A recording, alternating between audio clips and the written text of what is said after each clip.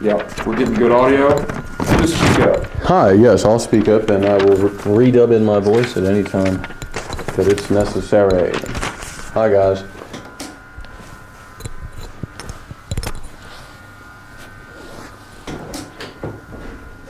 Hello. Angus. Hi, Angus Floyd Vasquez from AFN Television.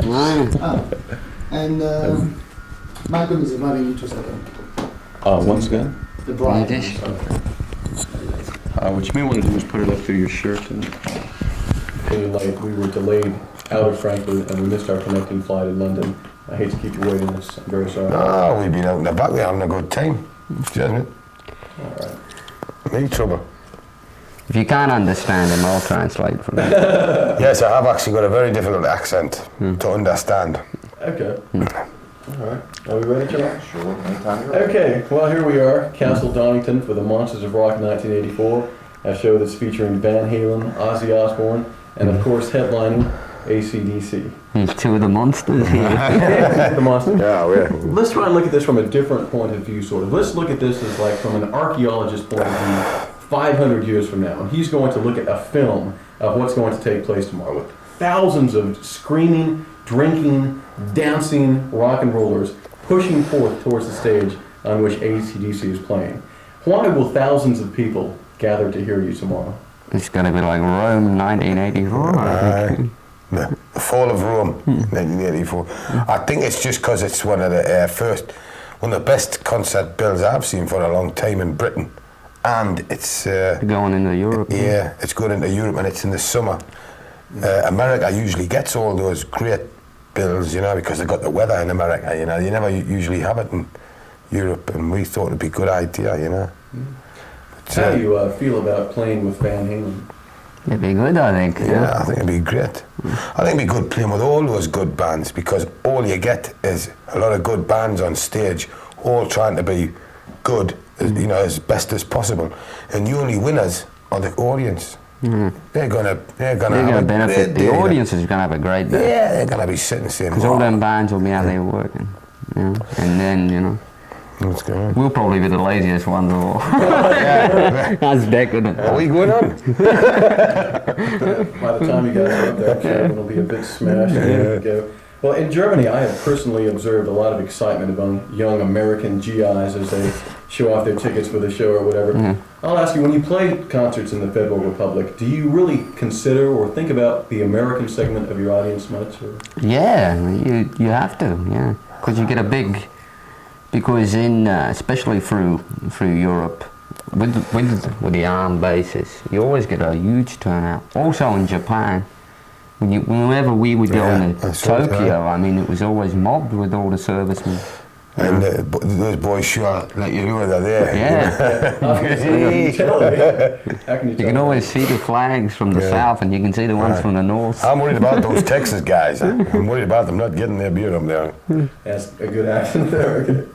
Well, flick of the switch, in my opinion, honestly, the super album. I don't know if you know what people do to your records, but I skip rope to your records and place them those. Yeah, A wise move. Different.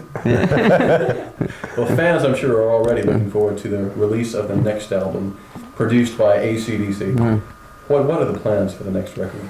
Well, hopefully we can get it done after these shows in Europe, because this Monsters of Rock goes through Germany. We're doing also Sweden, is it? Sweden? Yeah.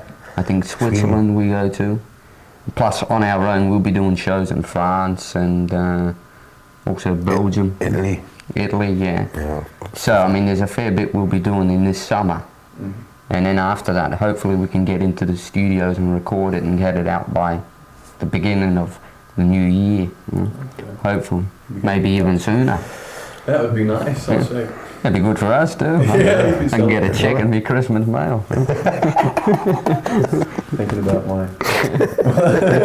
Who isn't? Well, Flick of the Switch sounds, it's the AC/DC sound. As far as, I mean, it reminds me a lot of Back in Black, and of course the tune's different, but the mix is such the same hard feeling sound. In the future, now that AC/DC is producing itself, is there going to be any progression or change in the sound as far as maybe bringing in synthesizers or any substantial change that way? Is there going to be the same sound? Good God, no. No, I don't think so. We always had that style, you know, over the years, and you know, we think we've made a good living from it. And I think it's what we do best, is this rock and roll. You know? And we've never really strayed. If we'd have strayed from that sound, we would have done it a long time ago. So we've always kept to that, you know. Yeah. Okay. You're absolutely right. Well, a kind of strange question here. When I first sat down to listen to Flick of the Switch, I was trying to decipher the lyrics and really understand, why isn't there a lyric sheet included in the sleeve? You're the second person that's asked that. Actually, somebody from Italy asked that today as well. I think it's because we've never thought about it, actually. Something I've never ever thought about. He keeps singing in Greek. It's, I suppose it's just something we're thinking about He's a in the big future. hit. Probably hold it in our minds for the future. It's something I've never ever thought about, really. It's actually a damn good point. Yes. Just a question.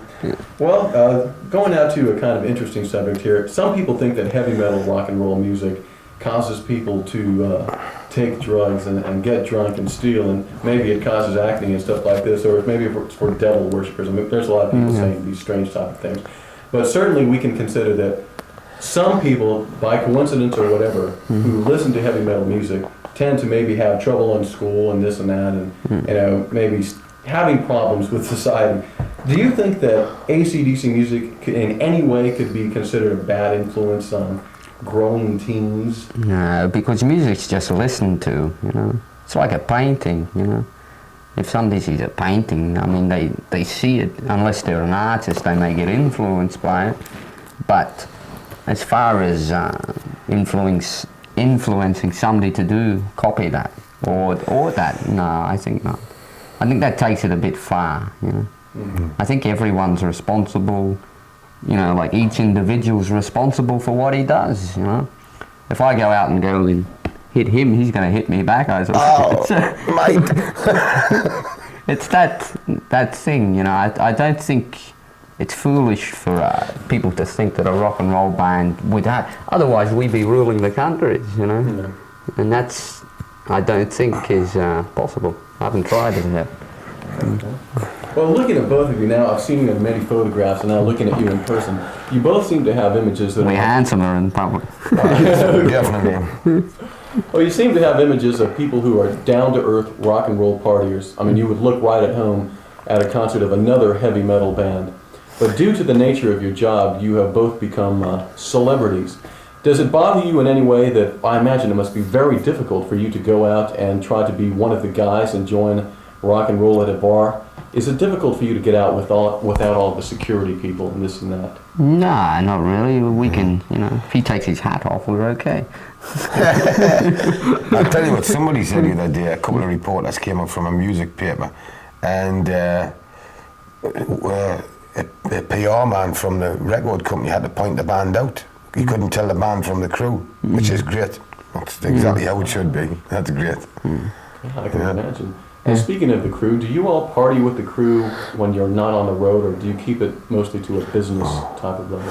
Don't mix with that. Don't mix with that riffraff. Oh, terrible. Nah, they're good lads. Nah, we're all together. Yeah. You know, we try to keep it pretty basic and simple. You know, and we've had the same three guys for you know, we've only got an actual backline guys. There's only like 3 people, and we've got other people involved. You know, like. But mainly from record companies and everything, and all the other stuff like the sound and the lighting companies and all that. I mean, we hire all this equipment whenever we go on the road. You know? So we basically the guys that are with us all the time. We're always been equal, more or less. You know? Yeah, we all get locked up together. Yeah. We all spend many a night in the Spanish, though. We all get arrested as Basque terrorists together. That reminds me of a joke, but I'll skip it till later. What about people who probably are attracted to you because of your position, whether it be women or any other people who are just like really awed by that star status? Do you find it difficult, or is there trouble in telling when people are liking you because of you, Angus Young, or Brian Johnson, or you, rock star, famous person? Well, you know that from the start.